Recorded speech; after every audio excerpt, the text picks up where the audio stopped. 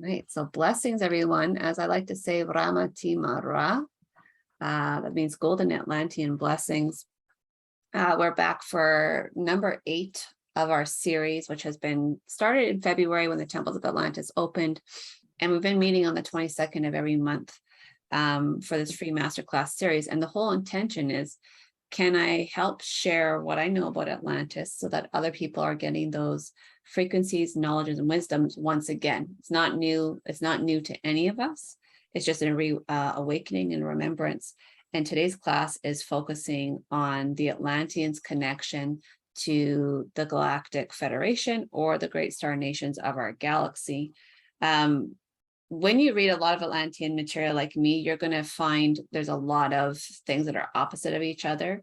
And I've been watching a series as of late on YouTube where this woman states very clearly that there has never been a lot of extraterrestrial influence, that humans did everything themselves. We're just that amazing and that smart.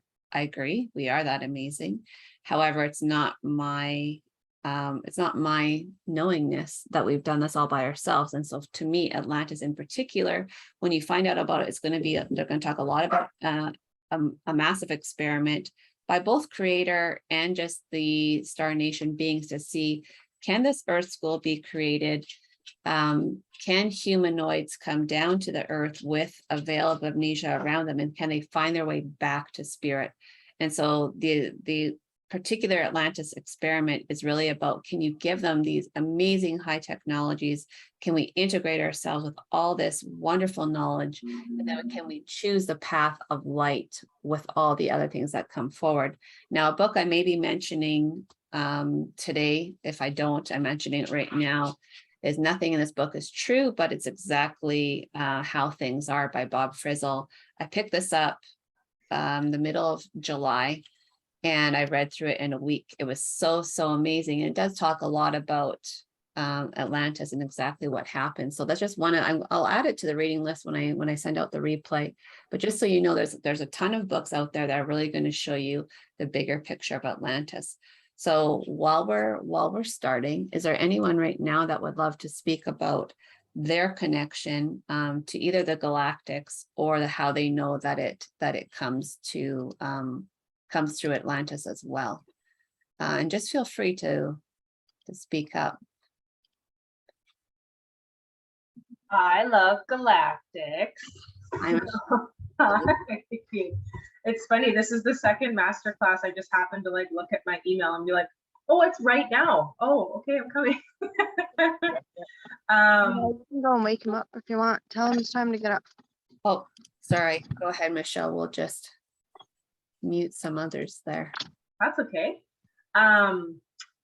So I've learned so much about Galactics from you, and I feel that there are so many different galactic influences in Atlantis specifically, whereas Lemuria is definitely a very significant Palladian influence. From what I've learned from you, I think Atlantis is not only the Palladians, but the Arcturians and the Andromedans and the Syrians and the Lyrians, are everybody's there. So it's absolutely. So I know you have a strong connection to the Palladians, and we do get to work a lot together. Michelle's in my Monday class, which we'll have it later on tonight.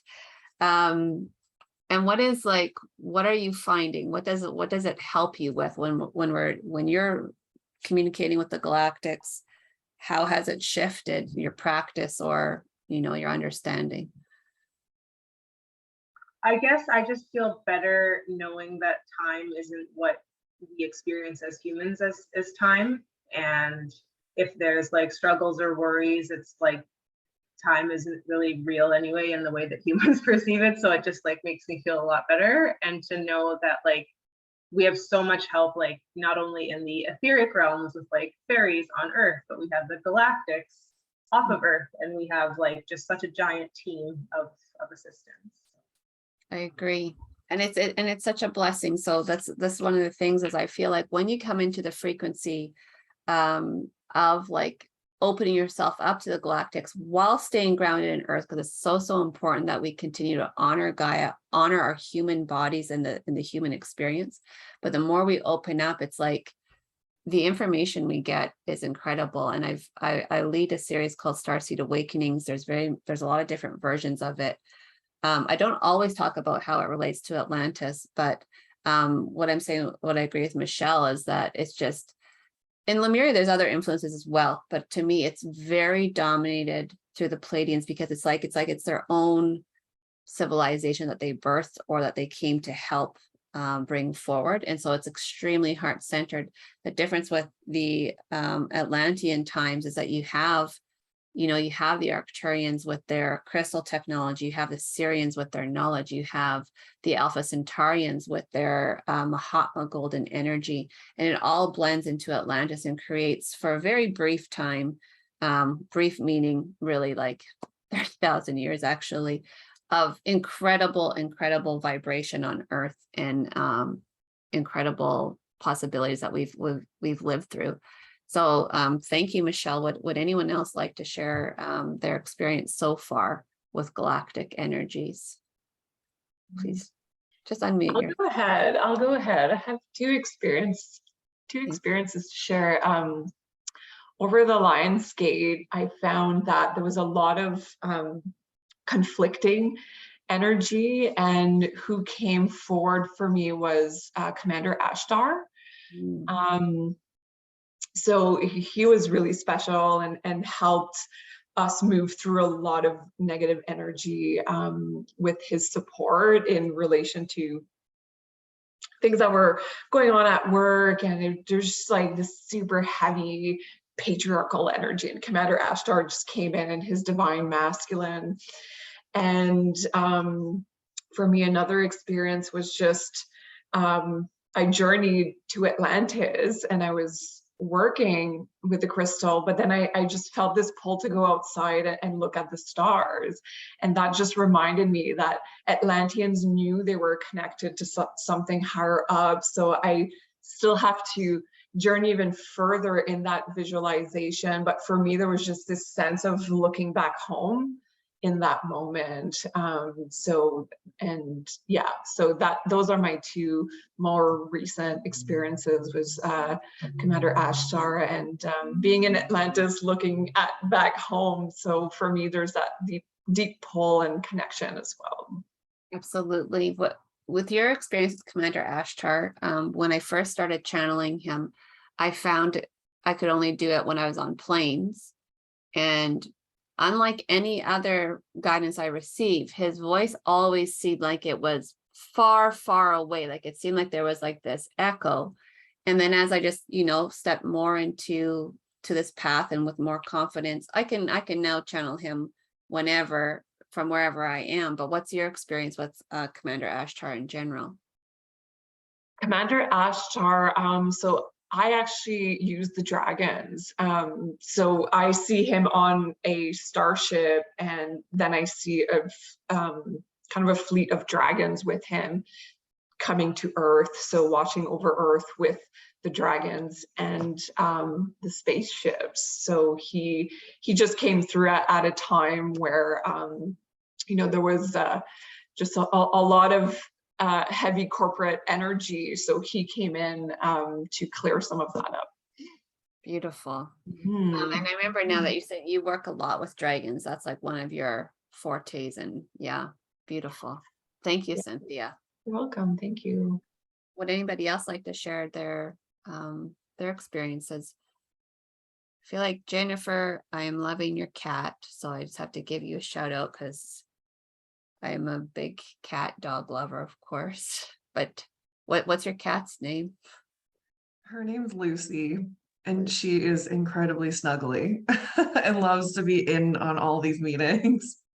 I find cats really, anytime I have a class and people have cats, they're always hanging around. They love the vibration. To me, a lot of felines are from the Sirius system. So they're like, oh, you're talking about home? Okay, here I am. I will remind you of the incredible being that I am. Jennifer, any experiences you've had so far that you really have loved connecting with galactic energies? I feel Nothing really that's coming to mind, but like we had our activation at the Satellite Festival, and I'm just noticing a lot of like personal shifts, like you were mentioning as well. Um, Also a lot of like pushback from my human body. I think because there's like such an activation, so my humanness is like, no, no, no, no, no, no, like hold on.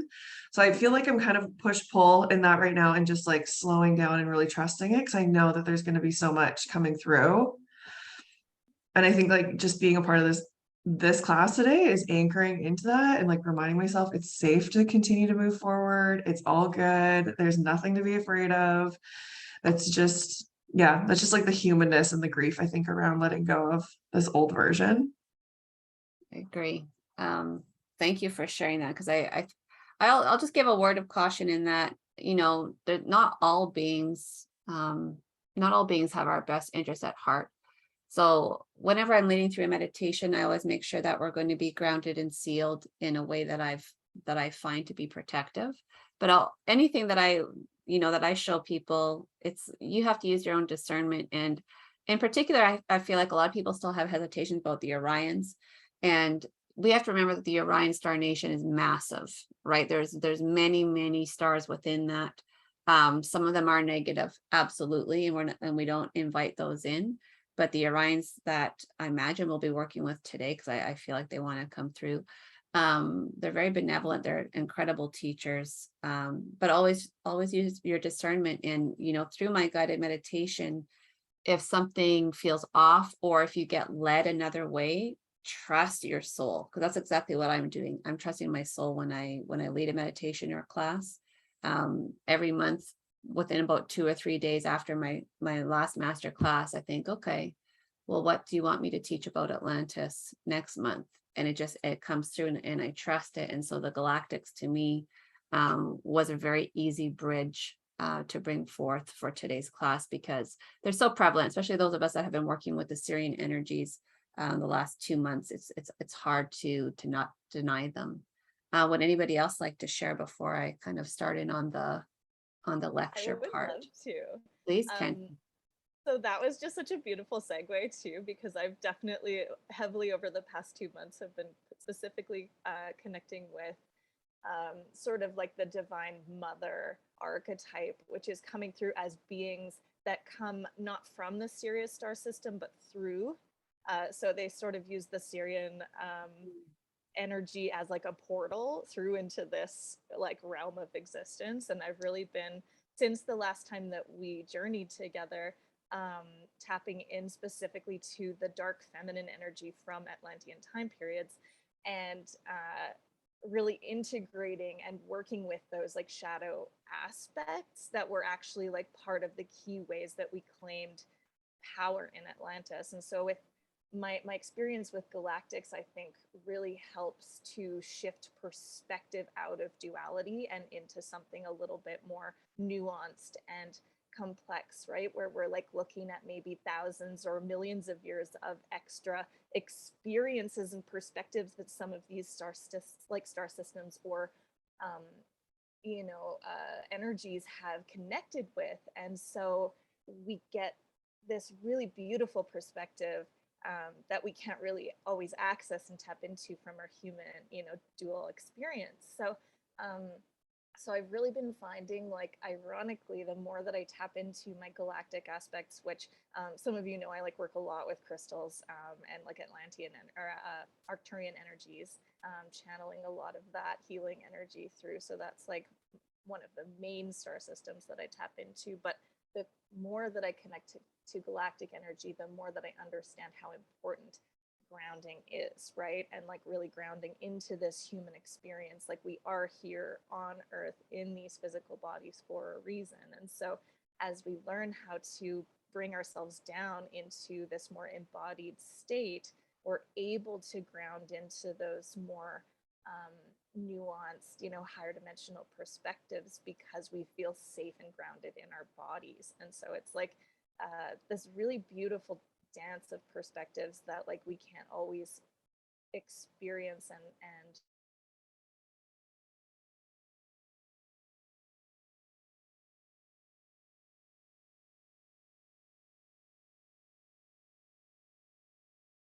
societies, it's like just really, really helpful to ground into what we're like moving into in these like, you know, sort of new earth energies or more fifth dimensional energies. So I just, yeah, I love tapping into the galactic energies so much.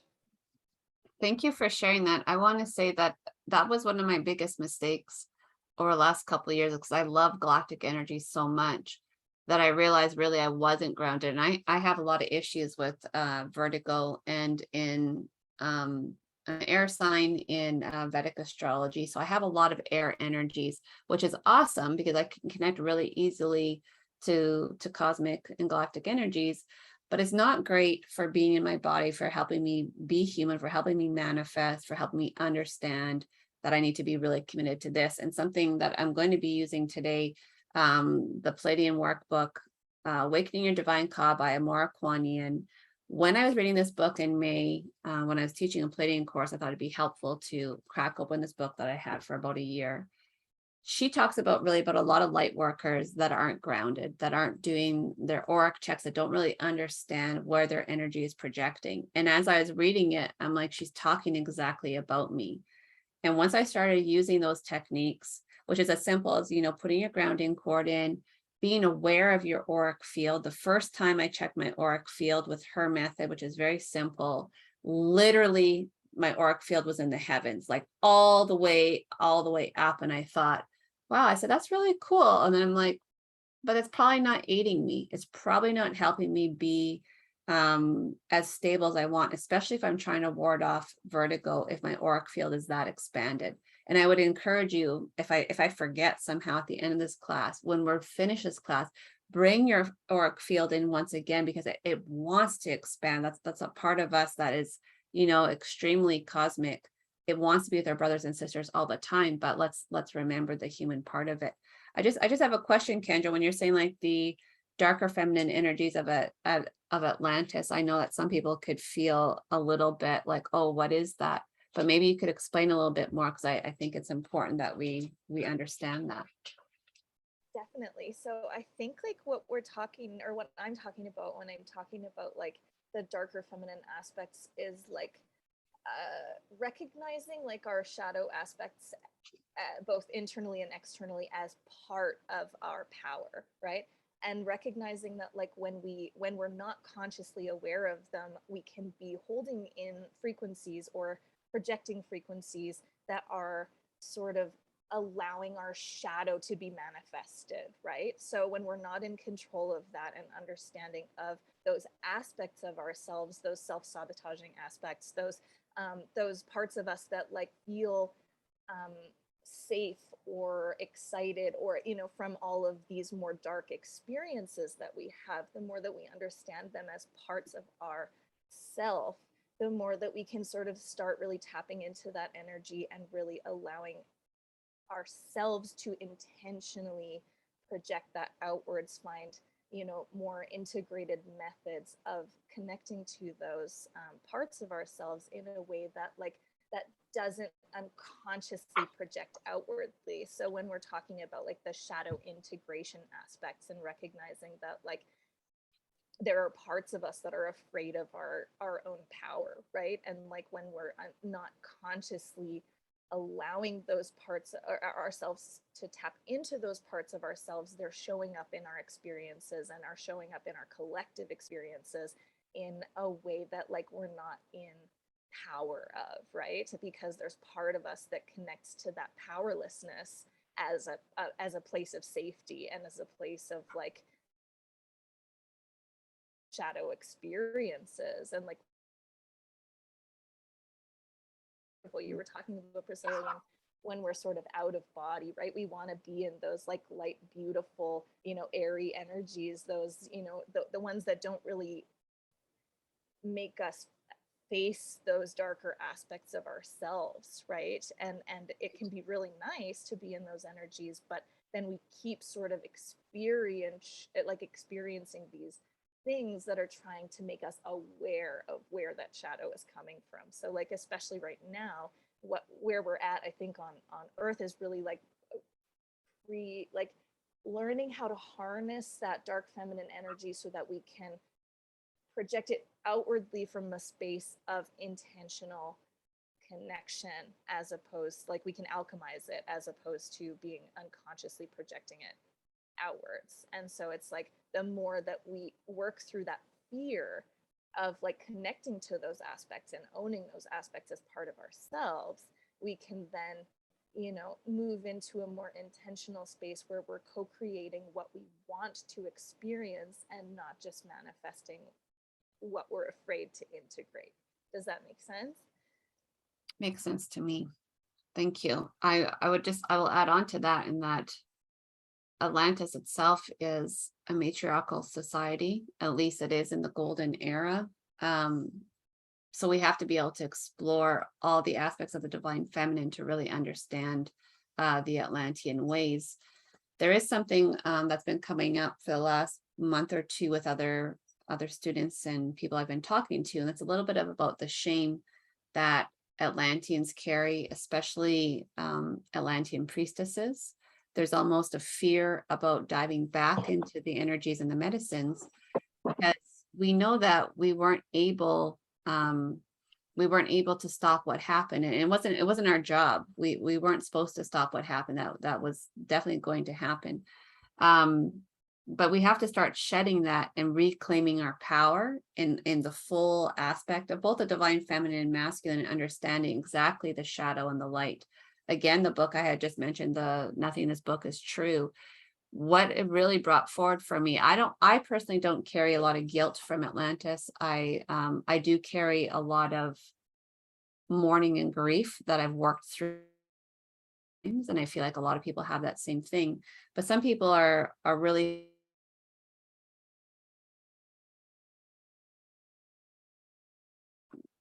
the Atlanteans were such a bright light on the planet that if a malevolent species was going to come to Earth, the best time to come to Earth is in times of Golden Atlantis, because you have the technology, you have the communication with the Galactics. You're not going to be freaking out because there's different, alien type beings coming.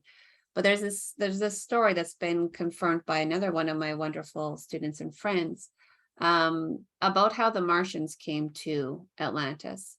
So we know somehow that the history of Atlantis, for those of us that have studied it, we know that it was this amazing epoch of time in our civilization that somehow got corrupted. And the reason it got, there's many different people that have many different things that say that the Atlanteans destroyed Lemuria.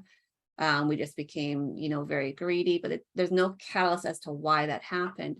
And something that really resonated with me and actually just freed my soul was talking about the Martians that came, obviously from Mars, integrated with the reptilians and the Greys, is that they saw Atlantis as a golden opportunity. So knowing that Mars was not going to be able to hold life at the level that they were used to, they had their sights set on Earth. Now, even though it's said that it was 1 million years ago that Mars was running into these problems, because they have the technology to do some type of, time traveling, they picked 65,000 years ago to come and interrupt our timeline. And when they entered, the era of Atlantis at that time was that of like a teenage woman, a teenage girl just coming into her womanhood. So, if you think about seems like we're all female today, mostly on the call, and even if you're male, it's like you just start to know who you are. You're just discovering who you are. You finish your childhood, you see that there's massive light and potential ahead of you, but you're just awakening into it. So you're at this really amazing blossoming part of yourself. Now, if you hold on to that Atlantis itself is like a 14-year-old teenage girl about to blossom into her womanhood. What happens is that the Greys and the Martians come in and they spiritually affect us. So at first it's a cohesive thing. The Atlanteans said, yes, of course you can come to Earth. It's not a problem. We can all hold space. But the Atlanteans follow the law of one. And the law of one is a knowingness that we're all connected, but a very high faith in Creator and God and Sophia, whatever we want to detail them as, and knowing that God's will be carried out. So the story keeps going that there is an impending comet coming in, and the Martians want to blast it out of the sky to prevent, any damage to Earth. the Atlanteans say, no, if that's God's will, then we have to trust it's going to unfold and everything will be okay. And so the Martians relented. It's not their planet after all. They say that's fine. The comet comes and it hits Earth at the exact place where the Martians are, where most of their people are gathered, and it kills many, many, many of them, which starts a war between the patriarchy and the matriarchy. So now that's it. The Martians, who are disattached from their feminine side, okay, because they've been creating things outside themselves, not in alignment with the source, but are creating out of logic and not out of intuition and love. They get caught in this trap and they get very angry. And so they use this as an opportunity to break down the grid of Earth.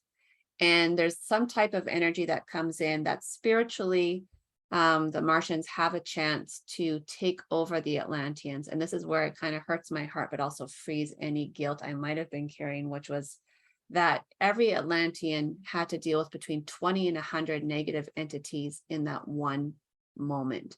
And that carried on for generations. Now, for those of us that have had negative experiences with different energies, we understand how overbearing they can be, how they can really manipulate us. And so if you can imagine, a whole civilization is now fighting this, that they're in this golden era of understanding, but now they're fighting all these lower vibrations.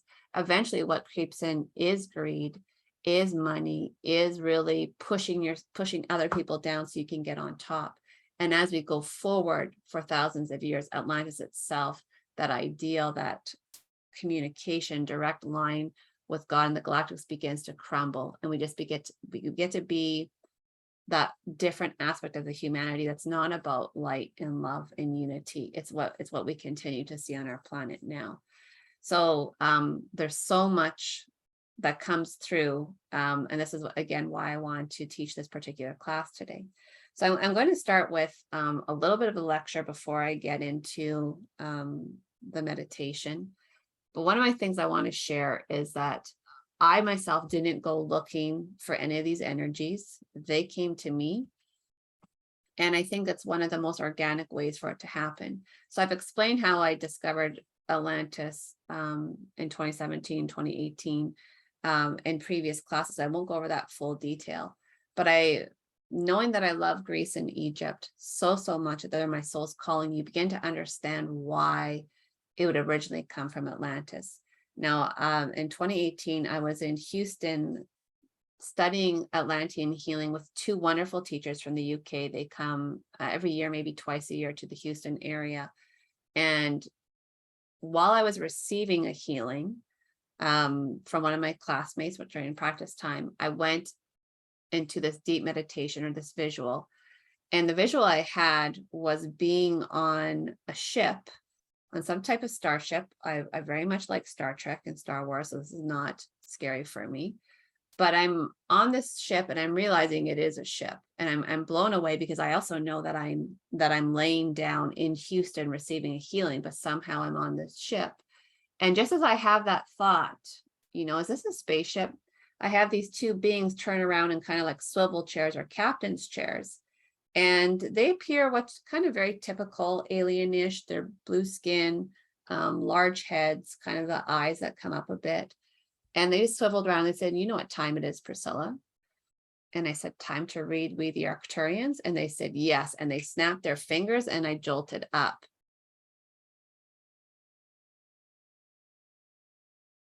Came home from that trip, I went to my local metaphysical store. I bought 3 books on the Arcturians. And I devoted my summer to understanding more about the Arcturians. Since then, of course, I've worked a lot with them. But one of the things I would like to say about Arcturus and Atlantis is, perhaps if we think of the Pleiades as a mothering energy to Lemuria, then Arcturus to me is like a father or masculine energy.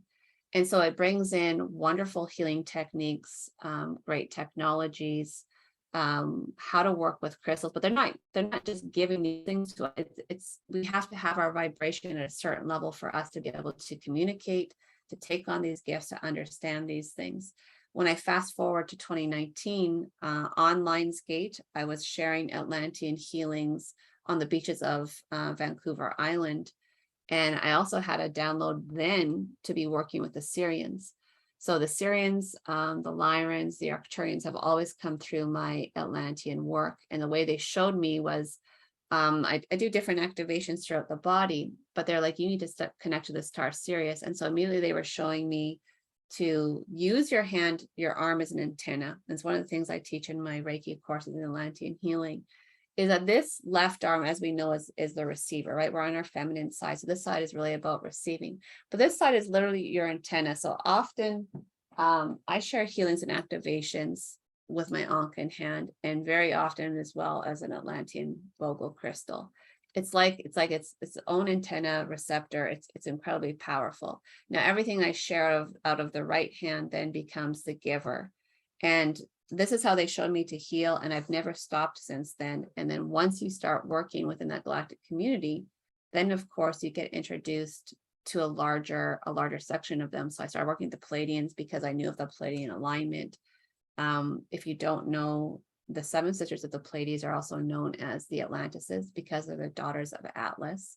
And the way that I've come to understand them, and most gods and goddesses listed in our pantheons on this planet, no matter what culture you're talking about, most of their origins actually go back to real people, especially in terms of priests and priestesses, high priests and high priestesses in Atlantis, because Atlantis, of course, the history of it is about 11,000 years ago to 1,000,000 years ago.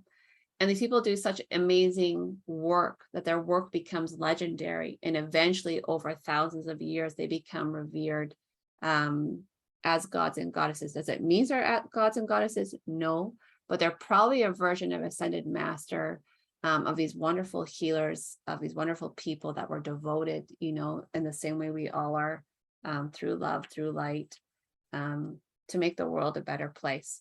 So there's going to be this great interconnection. And in fact, whatever book I'm reading right now that I just finished yesterday really talks about how Isis is a high priestess of Atlantis, that it then again gets this like almost other human type of stature and becomes a goddess of Egypt. But if you don't know, Egypt is a direct offshoot of Atlantis. So they're all connected. So just a little bit of a share. It can go on and on, but the more you trust yourself, the more you understand, that we're all connected. You don't have to pay for a bunch of really expensive courses or initiations. You can do the work yourself by opening up that channel between you and your higher self and really downloading what you want to know. And if you have certain crystals you work with, I always mention Atlan. I was going to wear wear Shariba today. Shariba is like my Atlantean and Lemurian crystal, but immediately Atlan was like, it's me, Priscilla. So when you have a crystal that specifically works with those energies, okay, and just for me today, I chose a high priestess stone because it's in my, I'm going to be sharing a lot today of healing energies. I chose a galactic stone that connects me to the frequency of the galactics. And I always choose abundance because that's what I like to live in. So together, they're really going to help bring it out. But if you have something intentful and purposeful, these are my good friends, Altia and Benny. They carry the frequencies of Lemurian Atlantis as well. Those are your teaching tools. Those are tools that you've been with most likely throughout many lifetimes. Atlan and I have been together for 40 to 50,000 years or lifetimes. So it makes sense for me to do the work with him. And I just invite you to, whatever spiritual tools you use, to really treat them as a partner and as a teacher and a friend, and to form that relationship so that you're not always, there's nothing wrong with seeing people like me for readings and healings and taking courses, nothing wrong with it. But if all you're doing is seeking outside of yourself, then you're missing the point. Because when I started this path 10 years ago and I went for my first reading, I think it was 2012, maybe in 2013. Within 10 minutes, that person asked me, why are you here? And I said, I want a reading. And she said, well, you can do exactly what I can do. And I didn't believe her because I wasn't at that stage of my development. But that's true. If you look at someone else in awe, like, I can never do that, you're putting limits on yourself. I only opened this path 9 years ago, and I'm here because I'm devoted to, to my meditations, to my growth, to reading, to doing the things that work for me. So I'm just encouraging for the same thing for you, to recognize that you are powerful, you are connected. For those of us, I've just realized recently that I'm a sun being.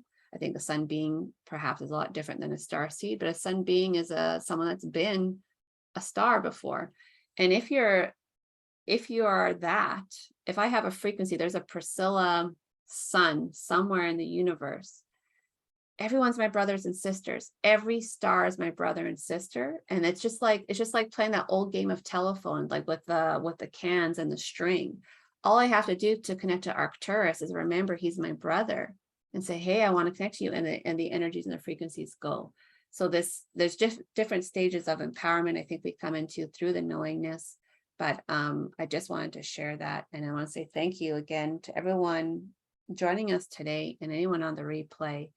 My goal is to help awaken you, activate you, and help you claim your empowerment so that you can do the same for others. We're in a very interesting time on our planet. I don't think it's been this interesting since Atlantis. And we're here to bring new Atlantis, new Earth, in a very complete way where it can't slip back, where we can't go into darkness, where we can't forget everything we've learned once again. So it's a grand awakening.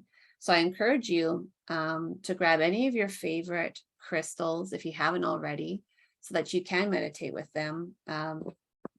This journey, my journeys tend to be anywhere between half an hour and an hour. I just let spirit guide me, and then I always leave time for integration. If you are a journaler, I definitely encourage you to have your journal, because when we come into this Galactic Council, we're probably going to be meeting anywhere between 8 and 12 star nations or guides from them. And I'm going to give you time, not a huge amount of time, but I'm going to give you time to download a message from them. And so you'll probably want to have your journal handy. Definitely want to have a glass of water. If you tend to do what I do and you really astral project super far and super easy, you might want to put a grounding stone, something, like a black tourmaline, by your feet, just so that you don't get too airy and too gone. But that is it. So again, thank you very much. We are going to begin. And I always begin with just a deep breath in and having gratitude for yourself, for being drawn to something that I hope will feed your soul. And for recognizing that today is the start of a new week, a new day. That there's new opportunities and frequencies available to us. And no matter where we came from, no matter if we had the most difficult week or month or year or lifetime, today you can make a new story.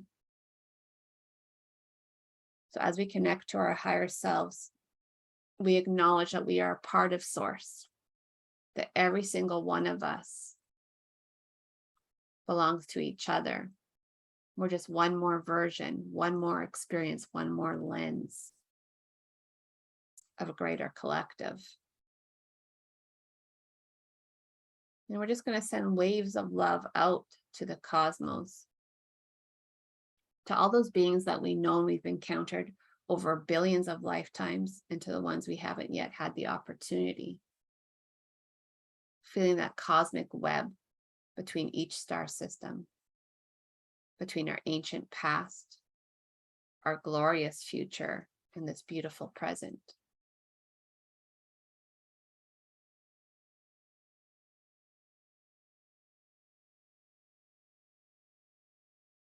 And we are taking this transmission to Golden Atlantis.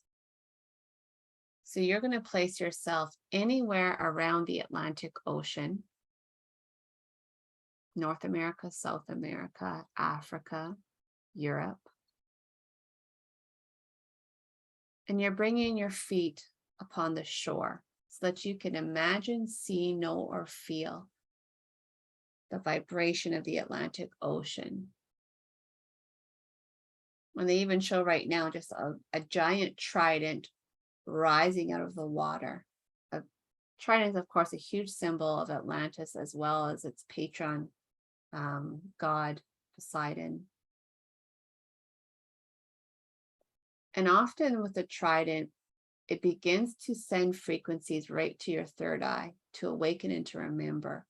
And energetically, I place a trident on each and every one that is listening to this transmission.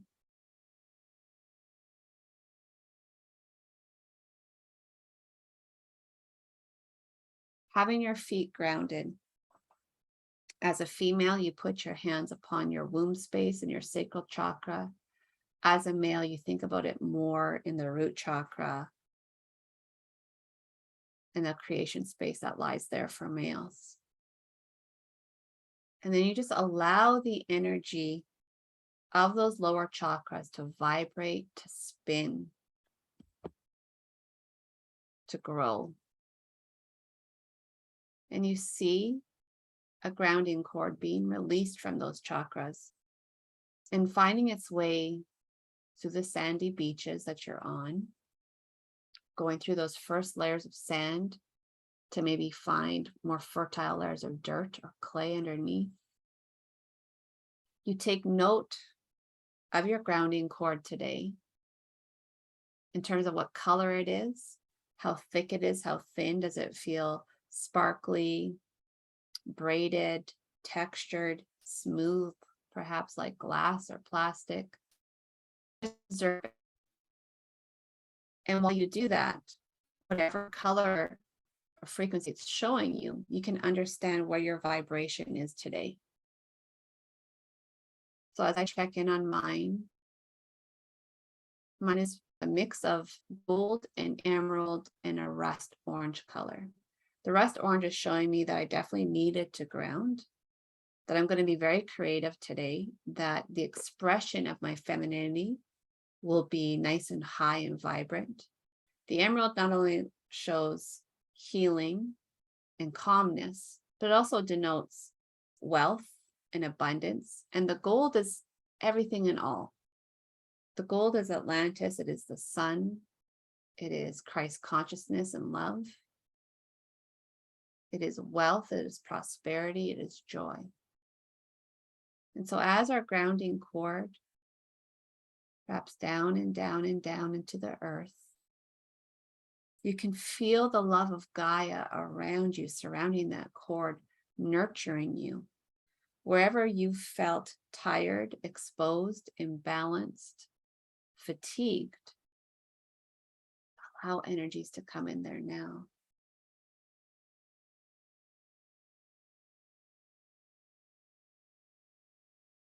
You're being fed and loved by our great Mother Earth.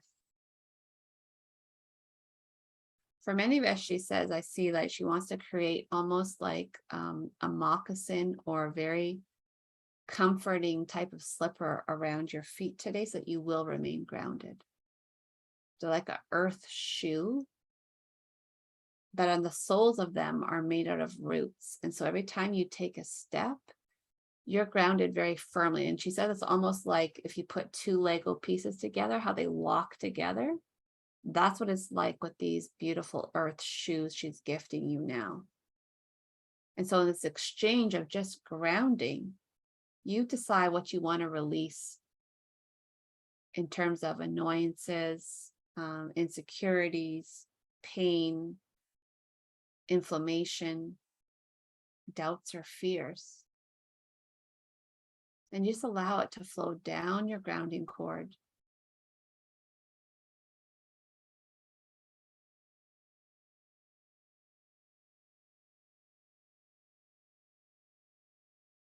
And when you hit the center of earth, when you have that knowingness that you couldn't go any further, then you allow Gaia to hug you and to love you.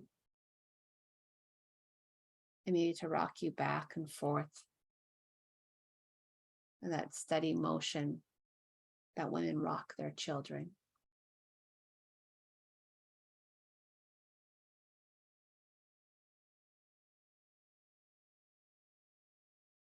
Sharing your love and gratitude with Gaia, you decide to bring your consciousness back up through that cord, pulling with you anything that you need for empowerment, for strength, for faith, for nutrition.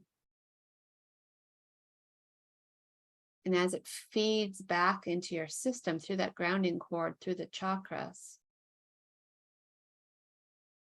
perhaps you feel activated, fed, comforted. Let us now just do an auric check. So ideally our auric field is 2 to 3 feet in all directions from our physical body.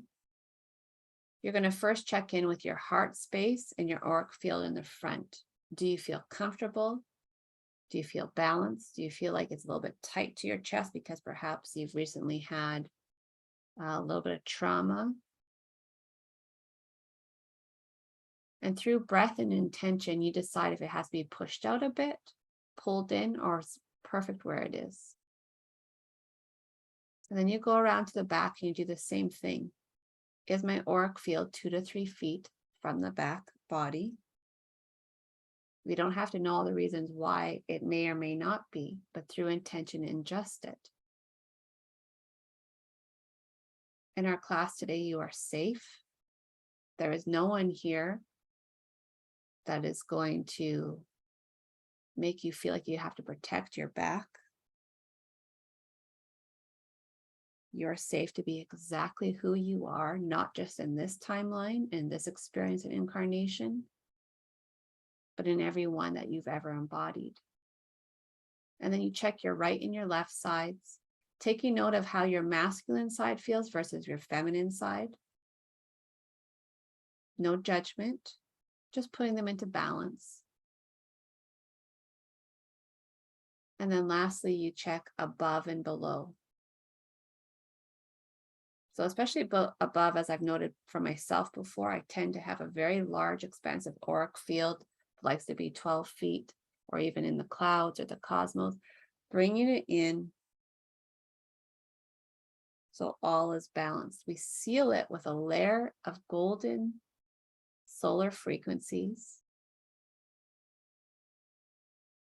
As your auric field radiates in gold, it repairs any dis-ease, imbalances, tears, or holes in the auric field. And then we seal that in Atlantean royal blue energies, as well as cosmic blue rays. Many times your crown chakra can be very activated as soon as we add in those cosmic frequencies. And then very last, we add in a layer of crystalline amethyst energy. And that is our protector. Not only does it keep us expansive, opening up our crown and our higher chakras, able to assimilate wonderful downloads, but it does protect us physically. And so now we're setting the intention. I am the light within, and light surrounds me. I am the light within, and light surrounds me. I am the light within, and light surrounds me. Through our intention, we use Atlantean healing frequencies for the highest good and under the highest grace. And we set the intention to only work with beings of the highest white light who love us unconditionally and want to see us rise into the light. And so it is. Amen.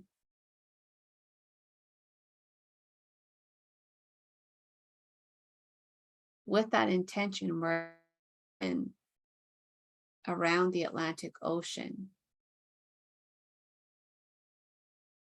bow type bridge being extended in front of you. And there are many ways to get to Golden Atlantis. This is just one. You can, of course, for my mermaid friends, you can go in the water and you can be your full mermaid self swimming to one of your beautiful homes upon this planet. You can go by dragon, by Pegasus, by unicorn. You can teleport, or you can walk this bridge. But as you do, whatever one you pick, I want you to acknowledge This is just a remembrance. You have been there, you have lived there, you have spent thousands of lifetimes in both Golden Atlantis and on the other vibrations on both sides of it. Whatever type of archetype you hold, feel free to express it in its fullest form.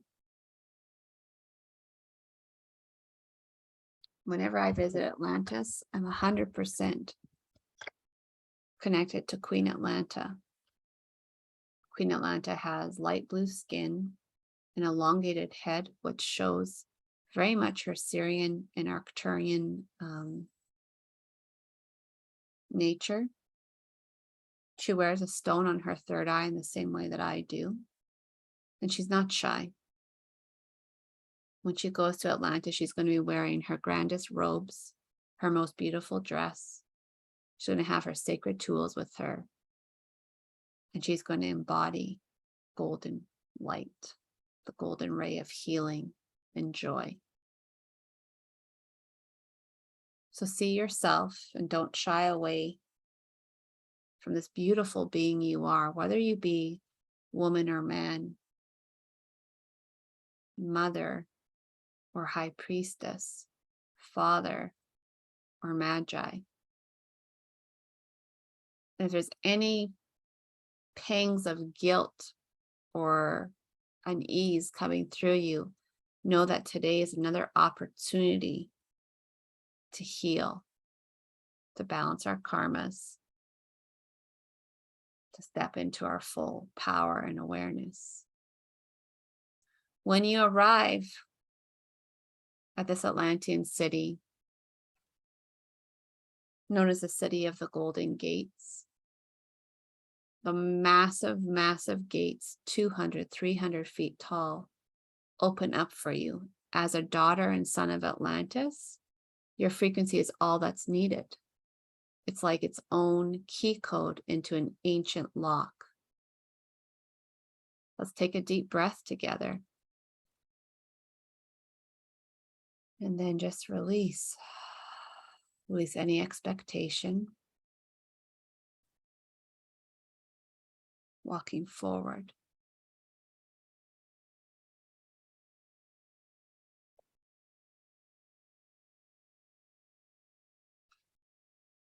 As always, I feel like when we enter the Golden City, there are many, many unicorns lining the streets, welcoming us back.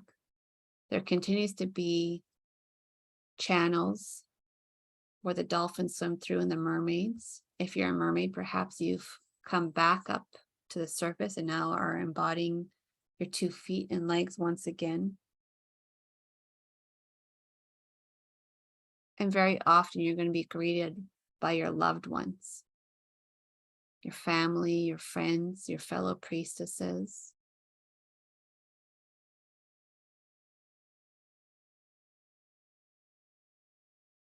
And just get a sense for some of the roles you've played there. And choose the one you want to embody today.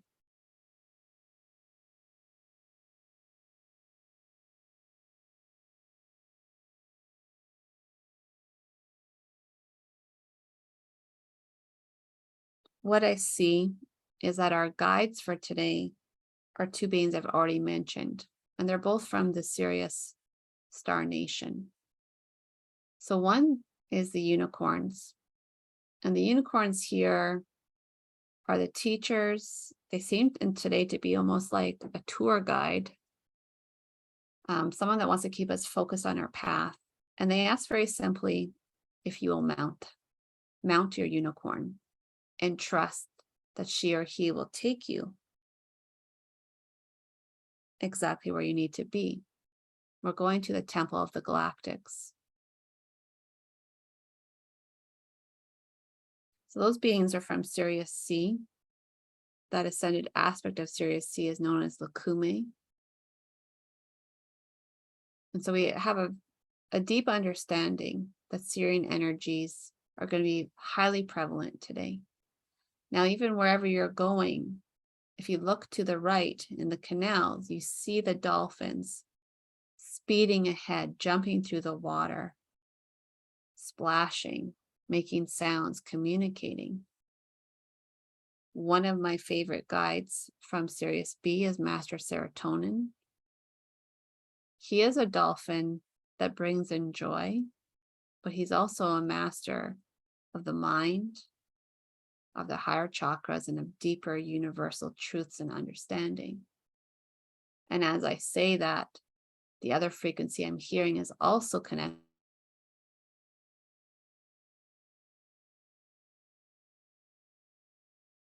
That song is almost like it seems to come from the ocean, but it's being played through some type of speaker system so that we can be in that energy.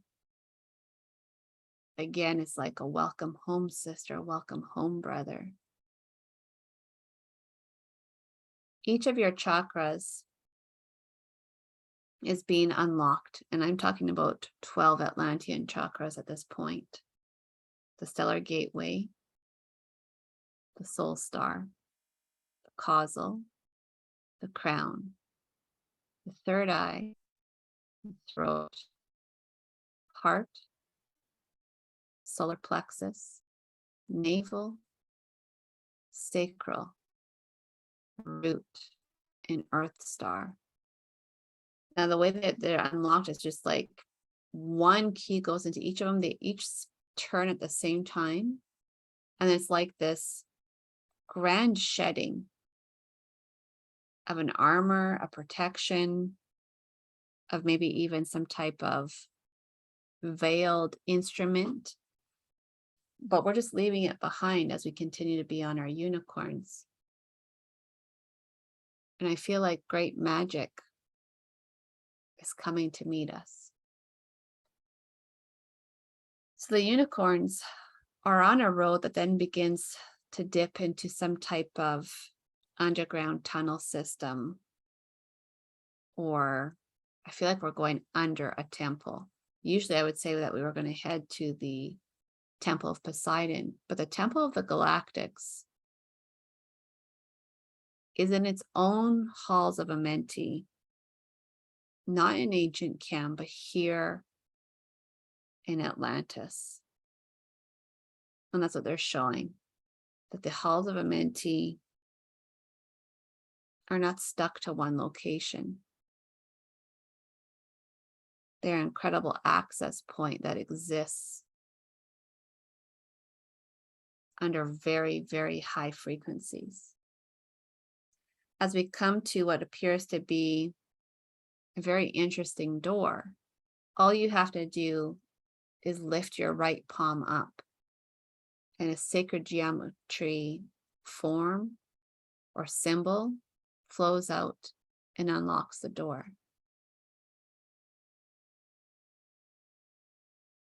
Immediately there is toning, a very low type of Om sounding. You're in a sacred hall. And as you look down the walls of the hall, perhaps you can notice that you can read some of these languages or inscriptions. Maybe it's just an understanding. If anything draws your eye while we're in this hall, stop and allow yourself to integrate those symbols. There's something that is a channeling that's just for you.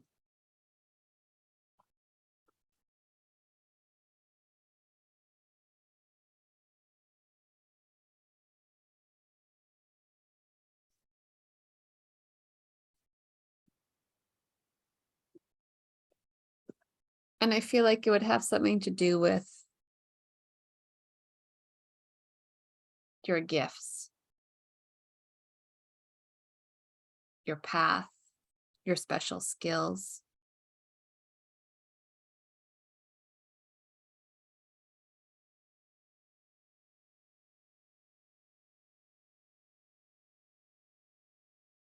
So just taking that in. There's no rush.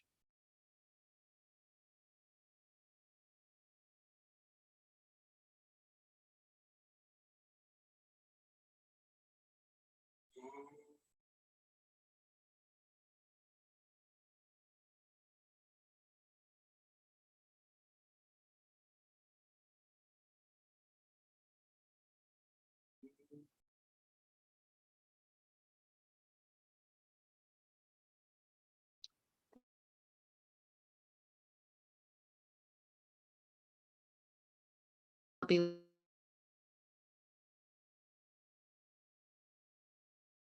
to take you back to the surface.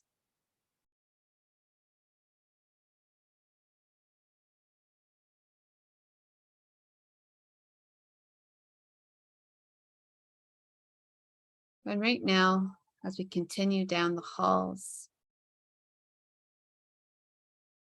it becomes darker, but there's torches on the walls, and I feel like whatever this hall has been created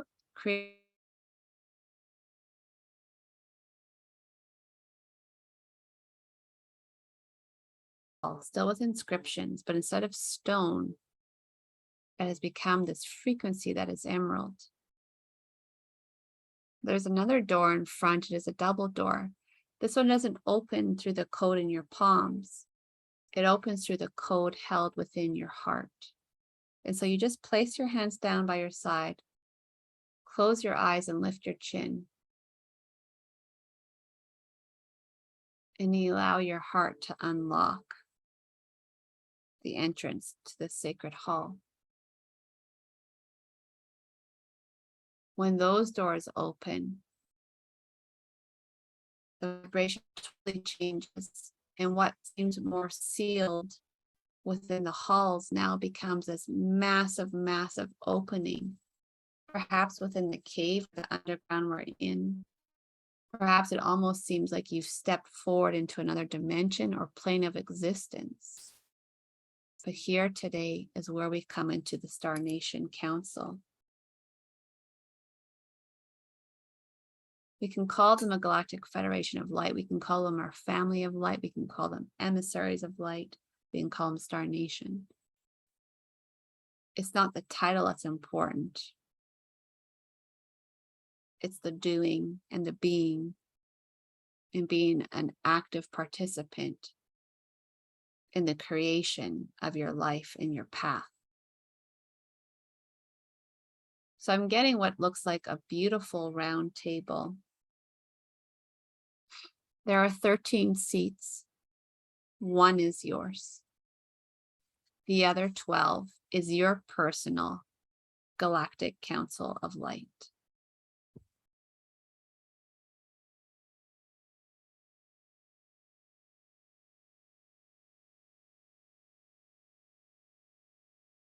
Now we're going to go through these beings one at a time in a way that we can process throughout this meditation.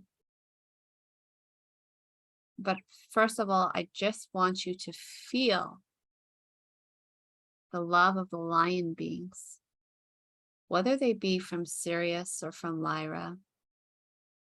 Feel this connection of almost like a galactic lineage that goes back far beyond Earth, far beyond the creation of Earth, into a different galaxy that seems very far, far away from that of the Milky Way.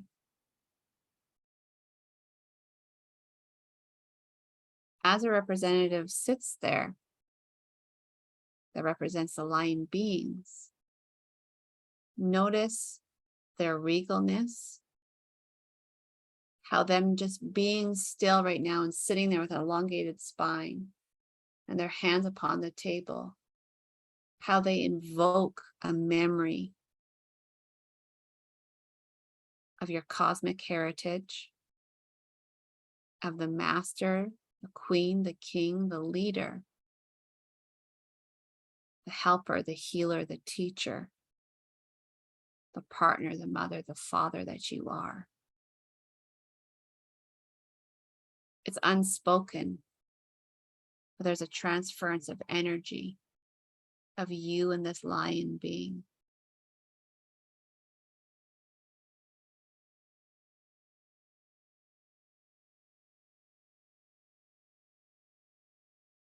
And as you continue to look into each other's eyes, I want you just to acknowledge what you know you rule over, what your queendom or kingdom is, What is your specialty? And then I see through the table that there's like these connector lines. And so as this line being has its hands or paws perhaps on the table, those energies can go through a direct type of funnel system to you to then receive through your hands. And so whatever you are the queen or king of, I want you to be able to receive support for that mission. So myself as a queen of Atlantis, I'm going to accept more knowledge, more ways to reach those that I've served before.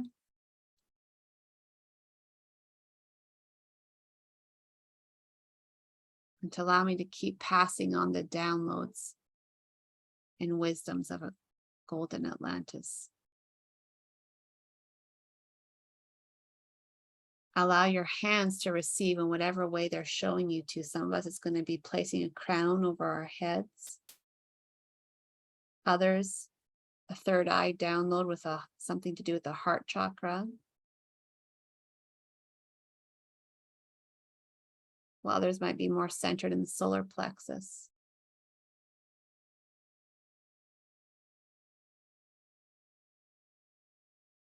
To me, the Lyrans, this particular line beings, are the ones that created the Rama Timara. And I'm going to say that now with this line being. And I want you to feel the strength of it come through you. Knowing that it means everything sacred is blessed and everything blessed is sacred. Rama Timara. Rama Timara. Rama Timara. Rama Timara. Breathing in. Breathing out.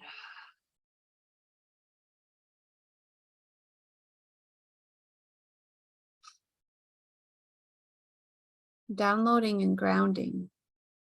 Feel your feet upon the floor.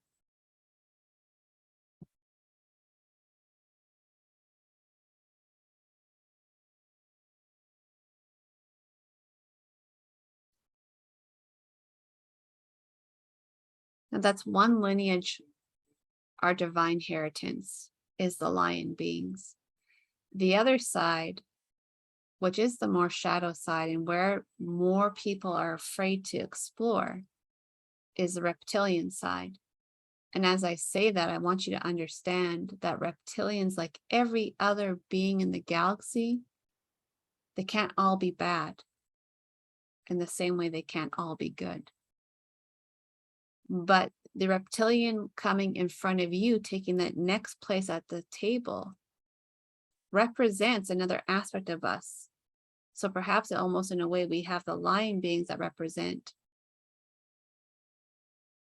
It could be a masculine side, and the reptilians represent the feminine side, the dark feminine, that shadow aspect. But it doesn't mean bad, it doesn't mean evil. One is the void, one is the receptor, one is the giver. And so when we acknowledge that reptilian side of us, which for me is going to be connected to the Dracos, if you let go of the fear and understand we would only invite in beings at the highest white light as intended, then notice what this particular reptilian is appearing as. A snake being, a crocodile being like the god Sobek from Egypt, some type of salamander or lizard, or even some type of dragon / dinosaur being. There's this moment that we have right now to embrace wholeness and unity, to stop the polarization of labeling things good and bad, and to just come into harmony with knowing that we are all and we are everything.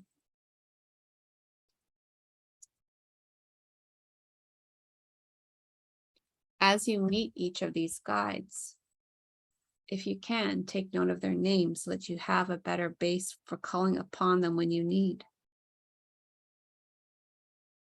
And I want us to give us some time to continue to interact with the lion being, the reptilian being, before I introduce any more. The reptilian, for me, what they're showing is allowing you to connect to the unknown. So giving you new information, new insight on somewhere that was previously without light, where you really couldn't understand what you were to do, to see, or why you had that experience.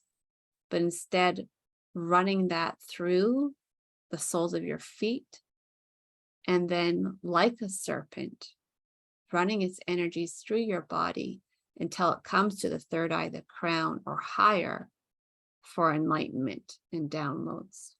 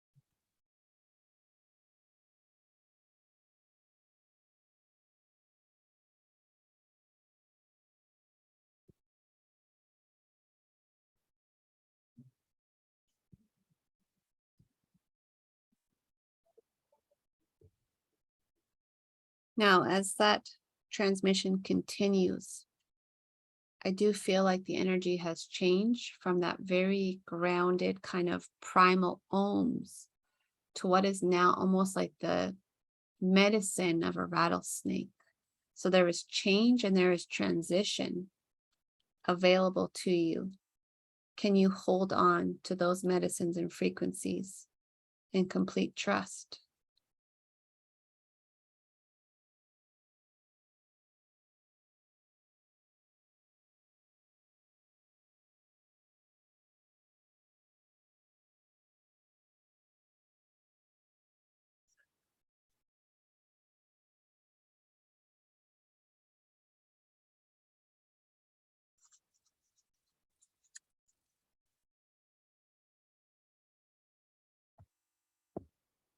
Shaking and shutting off the old, embracing the new form, new patterns of thought, of doing, of creating, balancing the feminine aspect, not pushing, not rushing, allowing.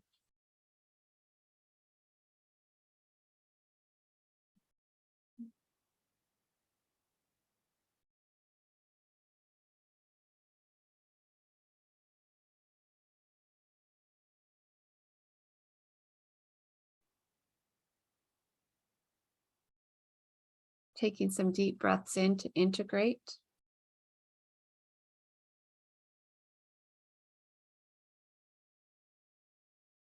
We're now going to bring in the energies of the Arcturian star nation.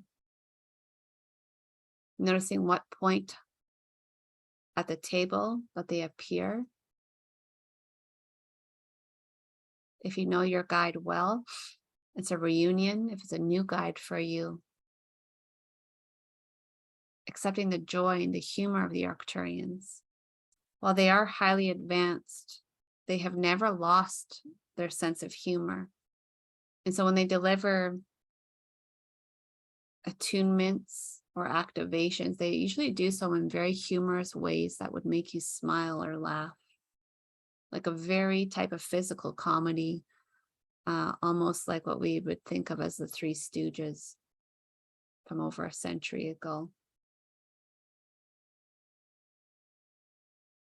Even in this beautiful grand hall, we don't need to take ourselves too seriously. We don't have to take our life mission as something that has to be done with seriousness. It can be done through a commitment of joy, of pleasure, as a divine expression of Creator.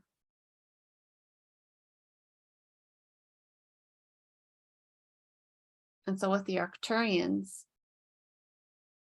I think it'd be under benefit to ask for a healing or perhaps a download of information of something you want to understand further. But a healing of the mental, emotional, physical, or spiritual body is something that the Arcturians excel in. And as soon as you have the thought of it, that wave is already coming to you. So that Arcturian places their hands on the table, and what we see is rays of blue, white, and silver light coming to you, the way water finds its way through a path. It snakes around, it gets around any blocks or barriers, and ultimately it feeds into the ocean. You are the ocean. They are the water source. And through this stream of knowledge of light, they send you this humble healing. Breathe through it.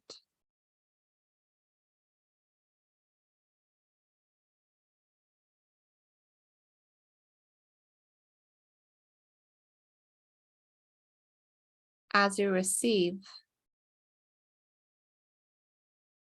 some of the beautiful parts about Arcturian medicine is acknowledging the ways that it cleanses our subconscious. So it takes out old programs and allows us to bring in new ones. And the Arcturians themselves can program your subconscious in a way that is high, of the highest vibration.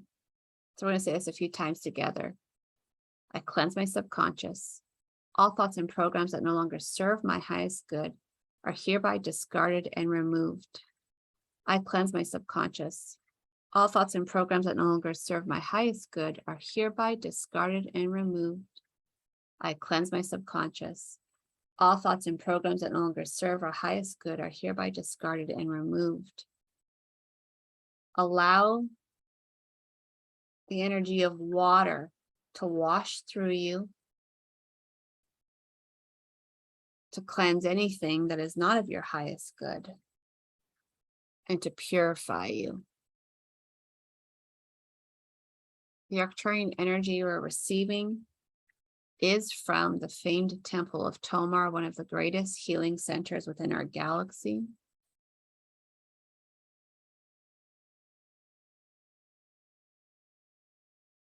And I feel like you're almost put in stasis underneath some type of waterfall to receive these frequencies. So hum, so hum, so hum. State to yourself what it is you are. I'm healed in all directions of time, so that I may walk the path of abundance in all forms. And so it is. So I am that I am.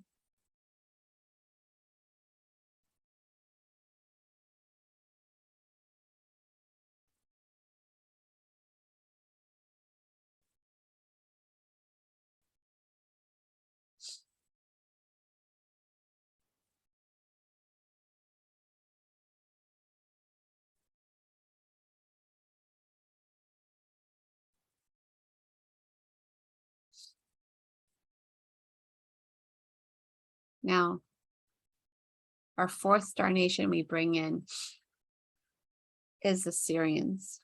And of course, there's many, many beings from Sirius, because we can be working with any of the 4 stars from A through D in it.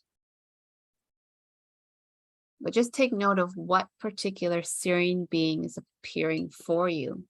And that might also signify what type of download or activation you're to receive today. Dolphins are about higher understanding, of course, joy and balance. Whales tend to be about really honing in on sacred and ancient knowledge.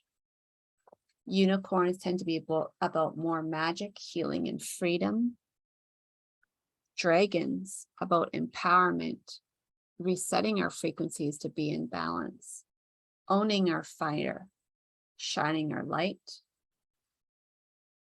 Feline beings are about magic and alchemy and multidimensional versions of ourselves. Canine beings bring through the frequencies of unconditional love and commitment.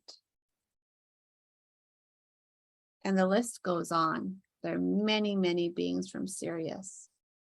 So as your particular guide is across the table from you, whatever type of hands or structures they put on the table, it is now your job to receive the downloads into your crown. The Sirius Star Nation contains some of the highest universal universities in the cosmos. When you want to come for advanced training, this is what your soul is drawn to. So what do you need to know in this moment from your Syrian guide?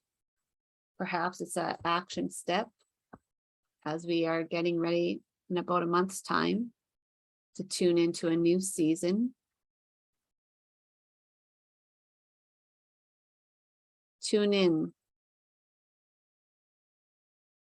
to what you want to focus on going forward.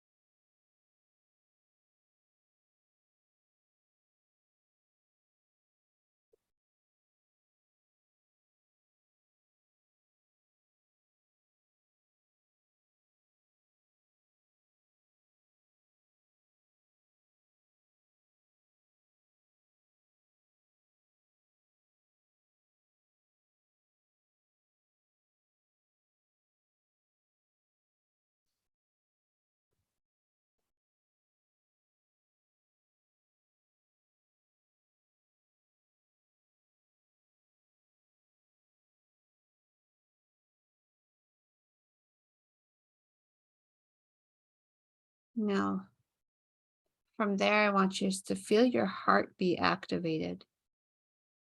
And a knowingness that your Pleiadian guide has just entered, whether it's one of the 7 sisters, your personal guide. That's the heart expansion that a Pleiadian energy would have around you.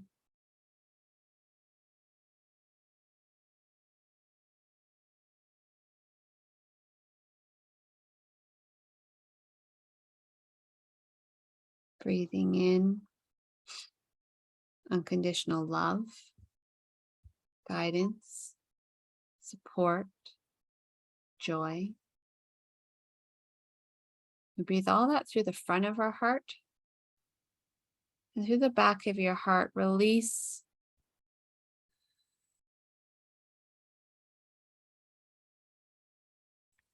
stagnation, blocks, worries, wounds, and traumas.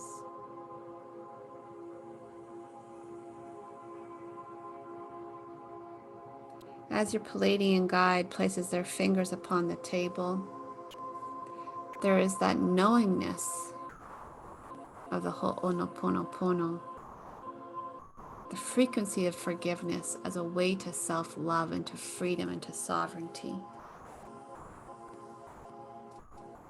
If there's anything you want to apologize for to yourself, say the words with your name. I'm sorry. Please forgive me. I love you. Thank you. And we could do it together with it, just using our higher self. I'm sorry, higher self. Please forgive me, higher self. I love you, higher self. Thank you, higher self. Breathing where appropriate.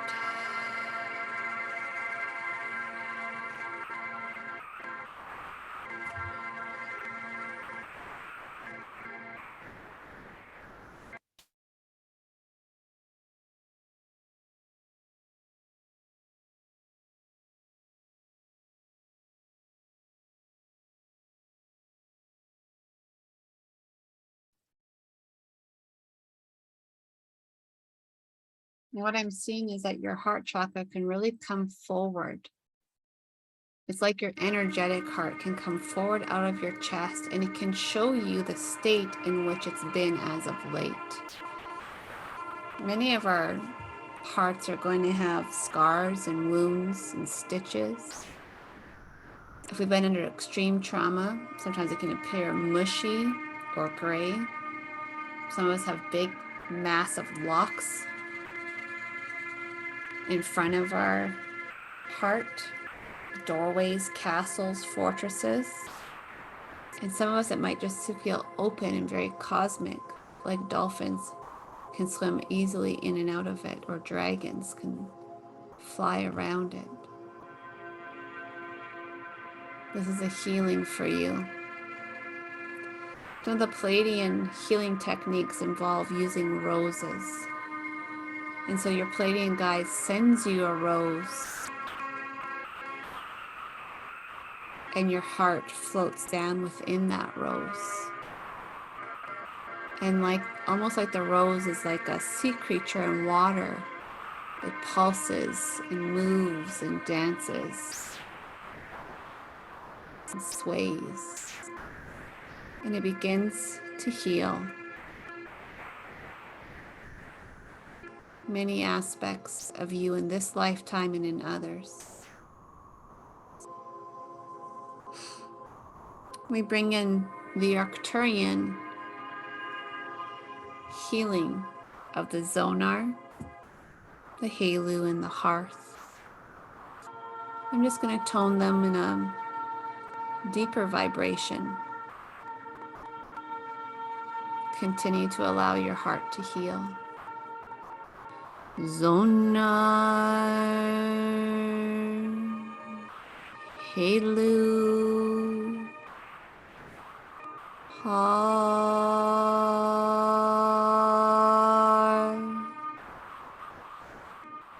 Zonar,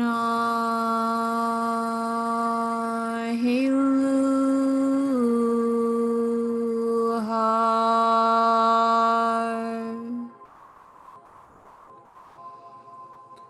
Zonar, Zonar, Zonar, Helu, Hearth.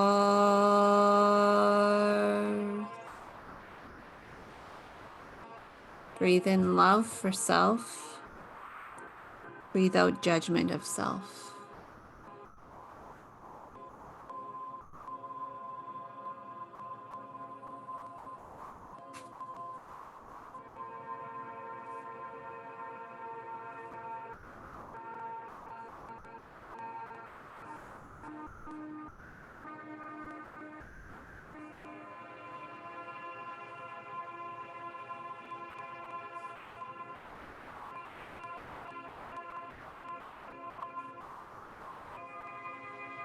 Now, Pleiadians also tend to work with different frequencies of blue rays, from light and baby blues to very deep sapphire blues.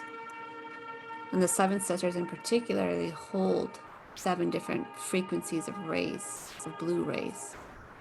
So you just allow them to come through you, through your chakras, through your meridian lines, through your auric field, through your heart.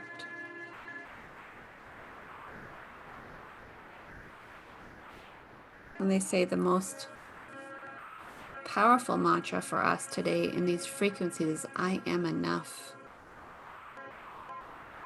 I am enough. I am enough.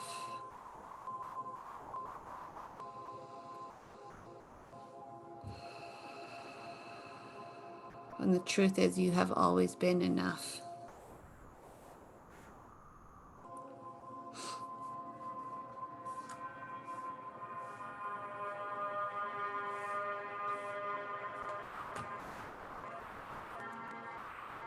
The Pleiadians may still continue to work on your heart, but I'm now going to call on the Alpha Centaurians, who really are experts at working at the lower chakras, because they're about empowerment. And your Alpha Centauri guide may come across as a centaur or a golden light being. To me, very connected to Ra, the Egyptian god of light, but of course Ra is his own species. But the way they come through is through the energy of the 3 stars, Alpha Centauri A, Alpha Centauri B, and Proxima Centauri. And so their medicine is like they unfold with these 3 golden orbs come towards you. And they have very much tints of orange. Often one is like a peach, one is your regular bright orange, and another one is like a blood orange. But they're going to work through your lower chakras. And so they ground you from the waist down, but it's almost like you're floating and lifting up from the waist up. The water or the energy continues to be very watery for the way I'm feeling and expressing it. And so I could almost surmise that this particular location of the Halls of Amenti are perhaps deep within the ocean. Those kind of frequencies all around us, and we can swim and we can float and we can move and we can sway. And just effortless peace and grace.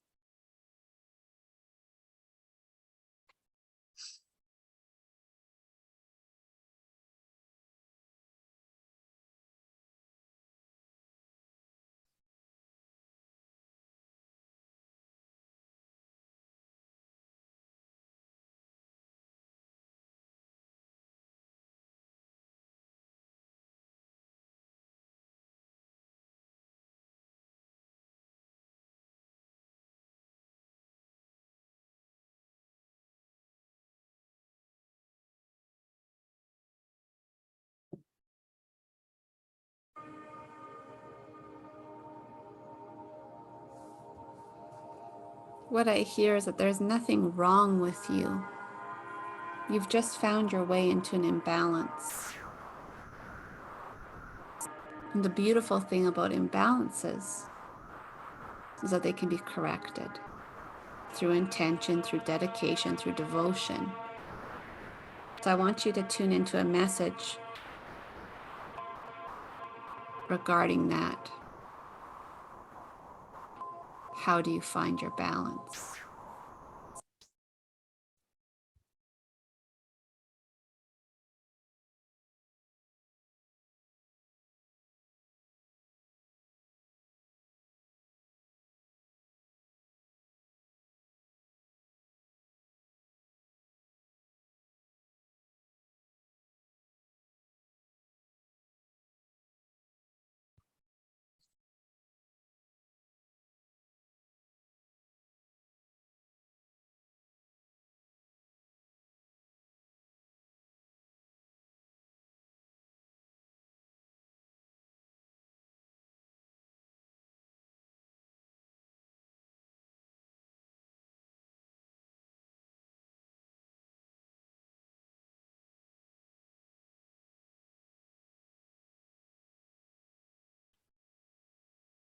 From there, we allow in the frequencies of the Hathors. Goddess Hathor of the Hathor Star Nation, said to be very connected to Venusian frequencies, which means we carry that aspect of the divine feminine. And if you take note of Goddess Hathor, if she's the one that's appeared opposite of you at the table, begin to download all the ways you are a mother, regardless of if you're male or female. All the ways you have created life on this planet through your ideas, through your channelings, through your work, through your experiences.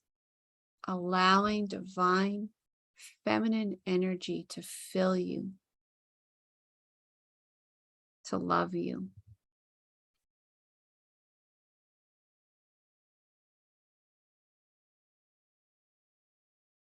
I feel like it's like pulling the curtain back and seeing yourself truly for the goddess God that you are.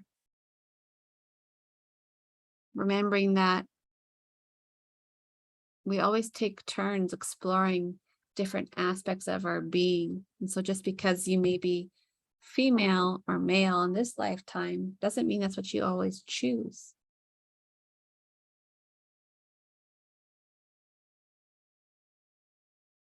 Perhaps sometimes you choose to be androgynous, to embody both in such equal ways, that there is no duality in that one aspect in that certain lifetime.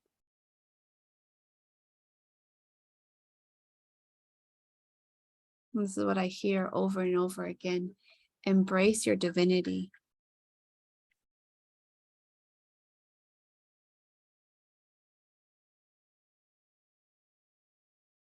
Shine in your authentic. Shine in your authenticity in only the ways that you can.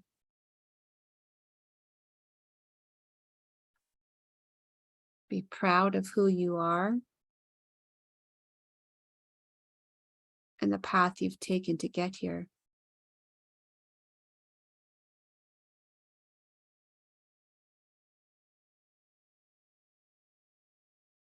And source yourself for the answers you seek.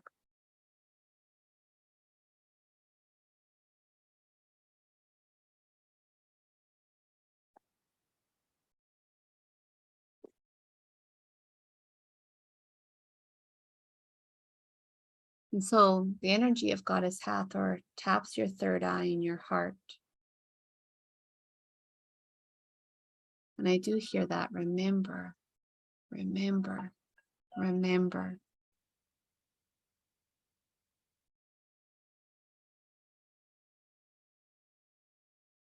You are the creatrix of your life. Now take this moment to fully see and feel what it is that you're creating.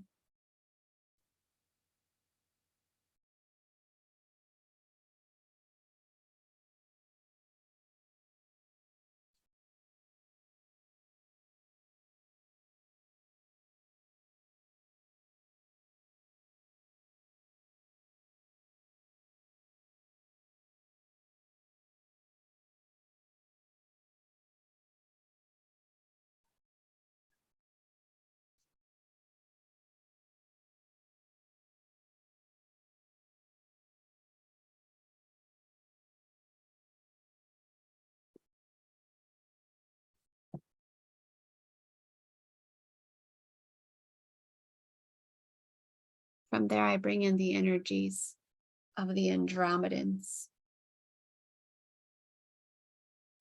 The Andromedans are known to embody freedom, personal sovereignty, choices.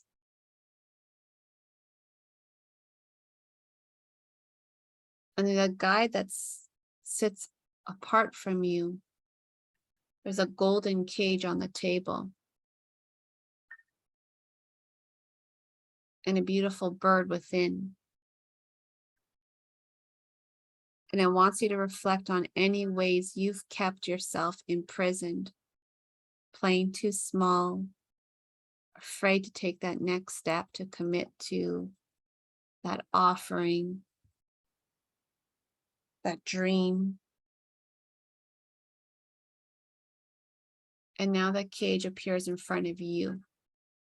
And only you have the power to decide if you're ready to open the door, to free this beautiful bird, which represents you and your uniqueness.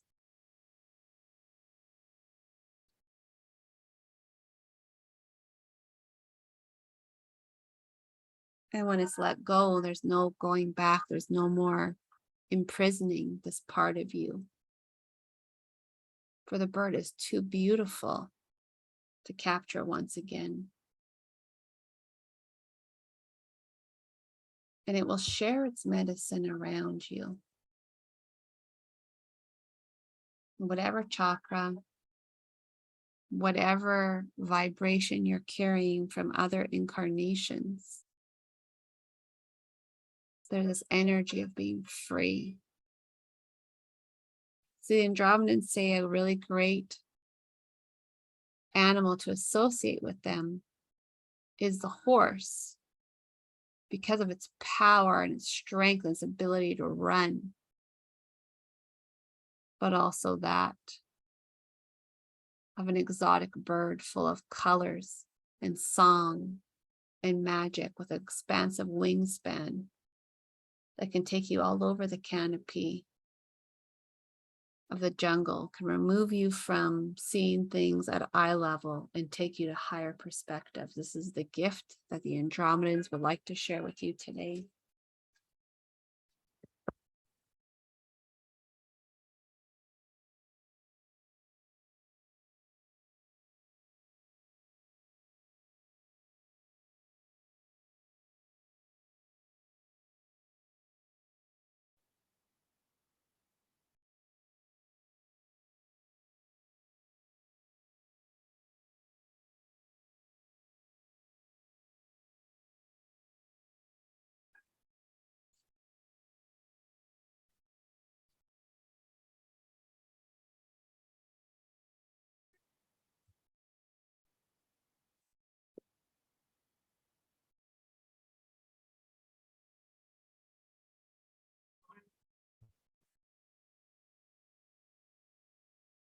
Now our time is beginning to fill. And so as much as I would love to fill out this council of 12, I'm going to invite in the Orions, who have within it the Elnitokans and the Mintokans, the Mycens, the Rigelians. There's so many to choose from. But I'm calling for the Orions in particular because they're the ones that are really our mentors when it comes to polarity into polarity shifts, into polarity consciousness, and ultimately then to unity. So my understanding is I just want to show you both sides of yourself, the light and the dark, the feminine, the masculine, the yin and the yang. It's like they can put you in a multifaceted mirror so that you can see all these parts of you and love them and honor them. And it's not about getting rid of one. It's about hearing it and growing with it.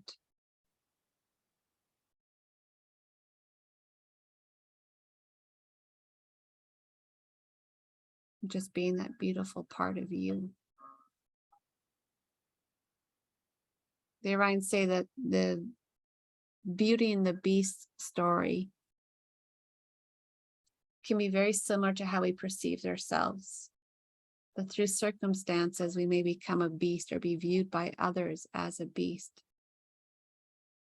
But if our heart is pure and we find our way through it to embrace love, we can see ourselves and be seen as who we truly are. Not a beast,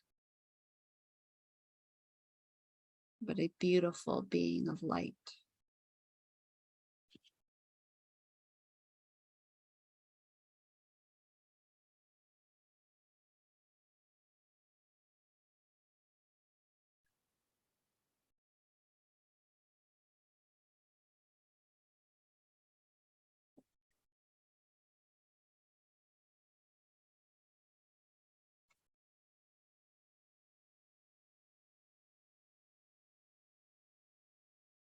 Now, I encourage you to come back to this council, perhaps to meet the other 3 guides upon it.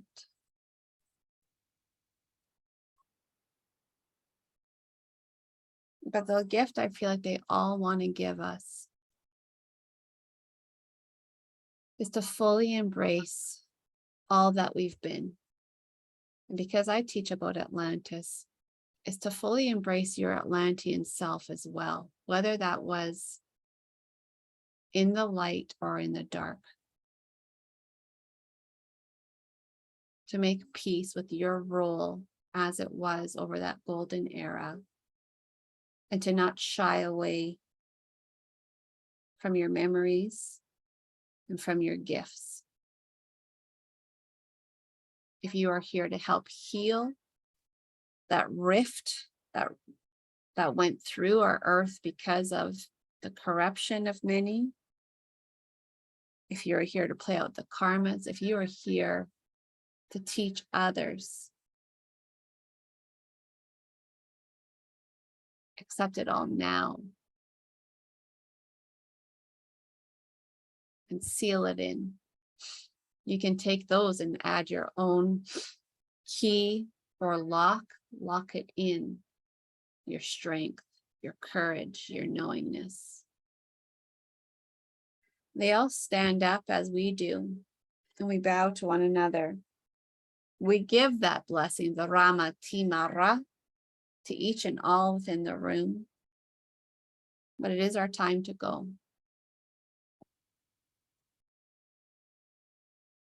And so we exit this incredible hall, gathering place. We find our unicorn waiting for us. We mount it once again. And perhaps the walls have turned a different color. Maybe they're no longer emerald. Maybe they're gold or violet or blue. Or maybe color just passes through them as you gallop with your beloved friend. The doors open and we find ourselves once again upon the surface within the city of the Golden Gates.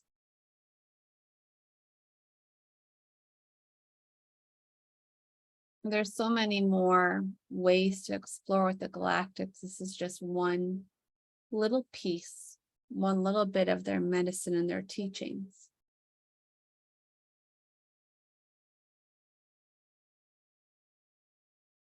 Feeling the connection between yourself, your Atlantean self, and your cosmic self.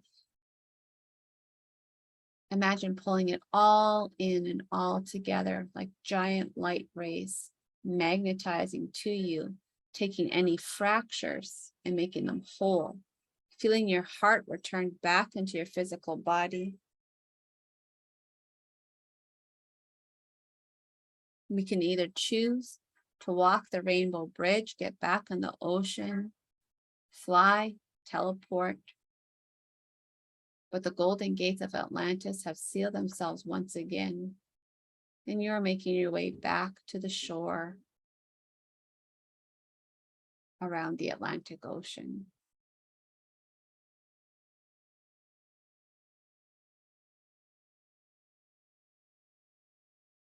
As you thank your unicorn, your guides, your higher self, feel your feet come back with on the sand. Check your grounding core that it's there, and check your auric field, wherever it's expanded to. Are you comfortable with where it is, or do you want to make sure that it's 2 to 3 feet in all sides and directions?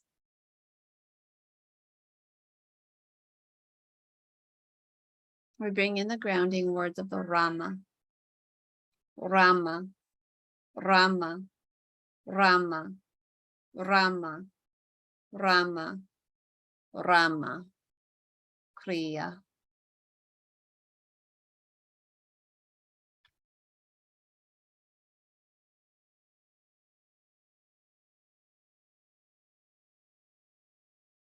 For those on the replay, I say thank you very much. As always, please feel free to share your thoughts or experiences with me through Instagram at the Atlantean Priestess or Temples of Atlantis, through my email, templesofatlantis@gmail.com. And for those of us in class, we're going to just take a few moments to integrate, to write, and then we'll do an optional share for anyone that wants to have their experience known. And so it is. Amen. Rama Tima Ra. Golden Atlantean blessings.